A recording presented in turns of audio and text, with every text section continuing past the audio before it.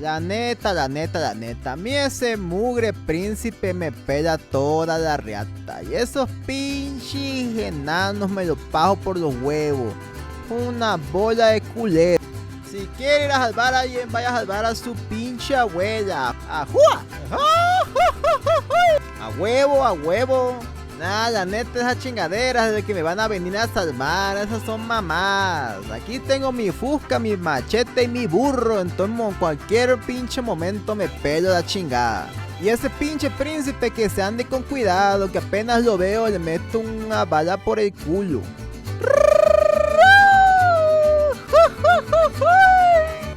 ¡Órale! Go and subscribe, hit the like button, comment down below right now. You are a culero. Buenos días, primos. I'm here with my two kitties to complain about the newest gringa and the gringaest of them all. Rachel Zegler? How do you pronounce? This girl is so gringa that I don't even know how to pronounce her name. I'm going to pronounce it how a Latino will pronounce it. Rachel Zegler. So Rachel, the newest woke Snow White. Well, she is probably the worst PR for a Disney remake that I ever seen. Literally, I never seen someone on their work so hard. Like this girl, what is she doing? What the heck is she doing? Everything she has said since they announced that she was going to be Snow White, just brain dead. Oh, my kitty wants to go. So she just can't shut the fuck up. Literally, she cannot shut up. We have a saying in Mexico, calladita te ves más bonita. Some people say it's a sexist saying. But it's true nonetheless, mija. Calladita te ves más bonita. But what does this gringa has to say? Let's actually get into the timeline of everything that she said to promote the movie, which she's not doing at all. She's actually doing the quite opposite. Oh, I get it, because, the strikes, and they told you that you shouldn't promote your movie during the strikes, although everyone has been doing it. No cholo maridueña, se lo pasó por el culo. And he's like, no, I'm not promoting the movie, but go watch Blue Beetle. Stupid ass mother lovers. So they told her that she couldn't promote the movie. So now she's trying to destroy the movie because she hates Disney now, even though they pay her millions of dollars. But because now it's trending to hate on Disney, guys. And all the Disney chills that were chilling for Disney literally 3 months ago. No, Disney is such an evil corporation and Bob Iger is a piece of garbage. No. When right before that, they were all clapping like seal. Because Bob Iger or Bob Chapek or whomever were doing all these, diversity things that were BS. That they were hiding in China and other places. The only lesbian kiss, the first lesbian kiss in camera in a Pixar movie, guess what? It got deleted in Kuwait, United Arab, whatever, in China, and all of those places where it's illegal to show the depiction of homosexuals kissing in camera in television or movies. Hypocrites. This is the biggest double standards, and I always pointed it out. But let's check out what this gringa has to say about the character she's portraying, which apparently she seems to hate so much that she's willing to destroy the entire marketing of the movie just because of your narcissism, basically. Because it's all about you, right, guys? The original cartoon came out in 1937, and very evidently so. Do you know what also was going on in 1937? The freaking war. World War II. Do you think that people back there were complaining or were even worried or even had that thought in their mind that they were living in a patriarchal society of oppression. And no, this movie praises the oppression of women. Do you know what the men were doing back then in 1937? They were fighting a war. 99.999999999% of fighting that of the people fighting that war were men, and the women back home were only worried about supporting the family, putting food in the table for the kids, and raising the kids. So they were not thinking about that now, but because you have the privilege of living in the most peaceful time ever, and the best country in the world, the richest country in the world, you have the opportunity to think about these issues. Then again, if you go to my pueblo, do you think that they are thinking about these topics? Do you think that the average poor person in my pueblo is thinking about feminism and no, I live in a patriarchal society that oppresses me? No, they're thinking about providing for their kids. The man has to go out, work in dangerous, excruciating jobs to try to put food on the table for the kids, and the wife stays behind because she's grateful that he's busting his hump to provide for them, and she will take care of the kids, she will raise the kids, and she will feed them and clothe them, and all of those things, and clean after the guy because the guy is busting his hump 8 to 12 hours a day, right? In excruciating jobs that no woman will be willing to do. So you are privileged, gringa, just to be able to think about those topics. Do you really don't get it? Or do you just live in a delusional reality where everyone in the world thinks and acts and has access to the same opportunities than everyone in America? No, not at all. Reality is not like that at all. Yeah. Weird. So Weird, super weird. Freaking annoying. Che cabrón, no sabes ni lo que estás hablando, neta. Cállate la boca. First of all, the story of Snow White, and I cannot believe that I'm explaining the plot of Snow White to the actress that's going to play the role.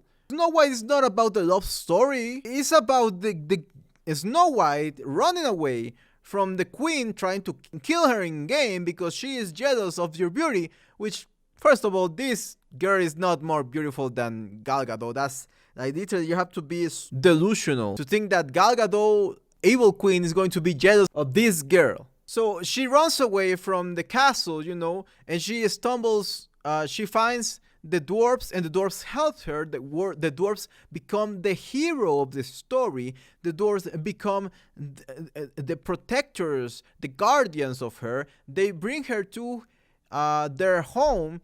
They share everything with her, and she, because she's grateful with them, she cooks for them, she cleans for them, and she nurses them, and it's just a great company to be around. And this is something that the dwarves say: without your feminine energy, we were lost, basically. So it's reciprocate, and this is basically what marriage is. The man goes out and busts his hump, like I just said before, and makes his best effort to provide and protect his family, and the woman is grateful with him, so she does all of those things. She's being reciprocate. She will clean, she will cook, she will raise the kids, she will take care of the kids, because probably she doesn't want to go out and be a bricklayer, right? So that's what the story of Snow White is, until the very end, where the prince comes and saves her. And you call him a stalker? No wonder why men nowadays won't go out of their way to save the damsel in distress. They won't give a damn. They will see you get attacked on the street, they will like, no, I don't want her to consider me a stalker for saving her. Are you moronic? And this is the very same reason why people in the gym, men in the gym, no longer want to help women at all. And you see all these horrible videos of women getting severely injured because they are trying to lift weights that they are heavier than they actually can lift. And the men will ignore them completely because they are already afraid, they are already traumatized, and they don't want to be outed in social media as a creep or a stalker that you consider the prince to be. So fuck you. You get what you deserve. If you play stupid games, you win stupid prizes. Now let's talk about this. You consider it weird. It's not weird. The kiss, and again, I know it's a non-consensito kiss, for just 1 second, by the way, it's just a peck. But still, I'm not trying to justify a non-consensual kiss. Obviously, are you stupid? No, I'm not trying to justify it. But this was the only cure for her disease. This was the only thing that will take her out of the comatose state. So if you use logic, because this is the thing that they're doing is judging the past with the knowledge of the future, of the present, which is a fallacy and is brain rot to do it. They didn't know better back then. We don't even know better right now. So the thing with the prince, all right. First of all, the prince kiss is the only thing that will take her out of her comatose. And when he kisses her and she wakes up, the very second after, she gives her consentito, and she gives her approval of the fact that he just saved her life, and she's grateful with him, and they marry happily ever after, blah blah blah, blah, whatever, you know. So it's not a non-consentito, because after that she gives consentito, all right. But let's think about it. Like, would a feminist? Probably they would. Would a feminist will get angry at a man because he touched her breast when she was, dying, and he put a adrenaline shot directly to the heart, and he had to, look around her chest to see where the best spot to, stick the shot of adrenaline is the best to do it. I don't know how it works, but imagine that's how it works, all right? Yeah, probably a feminist would be like, why did you touch me? Why did you touch my breast without my consentito? Bitch, you were dying. You were dying. This guy just saved your life. The same thing with the prince. You're calling him a stalker? He just saved you from a comatose state that you will last from a whole eternity for what we know. But let's think about it further. Okay, the dwarves were the proxy of this girl because she was in a comatose state and she couldn't make decisions for herself, medical decisions for herself. So the dwarves automatically become their proxy, power of attorney, or their authorized representative, whatever you want to call it. So the dwarves give the permission to the prince to do it. Like when the prince comes out of his horse and starts walking around, the dwarves are looking at him saying, yes, you basically, with their eyes telling him, you're allowed to do it. They didn't stop him. They didn't say, oh, no, assault her, get him. No, they literally let him do it, and they are grateful that he did it because they saved her life. So it's not even, legally speaking, medically speaking, this is something that will happen if this person comes with a cure of your comatose states. The proxy will make the decision, okay, yes, get a cure or unplug her.